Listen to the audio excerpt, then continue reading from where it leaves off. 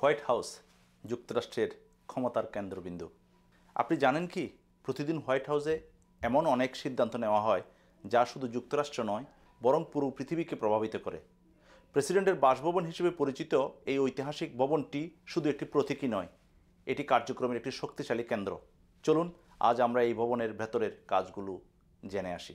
White house শুধুমাত্র একটি ঐতিহাসিক ভবন নয়, এটি মার্কিন যুক্তরাষ্ট্র সরকারের নির্বাহী শাখার মূল কেন্দ্র। এটি প্রেসিডেন্টের বাসভবন ও প্রধান কার্যালয় হিসেবে কাজ করে।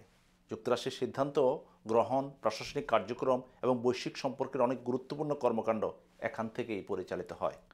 হোয়াইট হাউস প্রেসিডেন্ট ও তার পরিবারের জন্য একটি নিরাপদ এবং আরামদায়ক বাসস্থান। পাশাপাশি এটি প্রেসিডেন্টের দৈনন্দিন অফিসিয়াল কাজ পরিচালনা করার কেন্দ্র। এখানে প্রেসিডেন্টের জন্য একাধিক অফিস রুম রয়েছে, যার মধ্যে ওভাল অফিস সবচেয়ে গুরুত্বপূর্ণ। হোয়াইট হাউস থেকে পুরো প্রশাসন পরিচালিত হয়। প্রেসিডেন্টের কার্যনির্বাহী দল এখান থেকে বিভিন্ন নীতি নির্ধারণ এবং সিদ্ধান্ত গ্রহণের কাজে সহায়তা করে থাকে। হোয়াইট হাউস থেকে গুরুত্বপূর্ণ জাতীয় এবং আন্তর্জাতিক ইস্যু নিয়ে সিদ্ধান্ত নেওয়া হয়। দেশ পরিচালনা থেকে শুরু করে যুদ্ধ বা শান্তি আলোচনা পর্যন্ত সবকিছুতেই হোয়াইট হাউসের ভূমিকা থাকে অপরিসীম। প্রেসিডেন্টের অধীনে ক্যাবিনেটের সদস্যরা এখানে মিটিং করেন এবং দেশ পরিচালনার নীতি ঠিক করেন। হোয়াইট হাউসে প্রতিদিনের সংবাদ সম্মেলনের আয়োজন করা হয়, যেখানে প্রেস সচিব বিভিন্ন জাতীয় এবং আন্তর্জাতিক ইস্যুতে প্রেসিডেন্টের অবস্থা তুলে ধরেন। এছাড়া বিশ্বের বিভিন্ন দেশের রাষ্ট্রপ্রধান এবং গুরুত্বপূর্ণ ব্যক্তিদের এখানে আমন্ত্রণ জানানো হয়।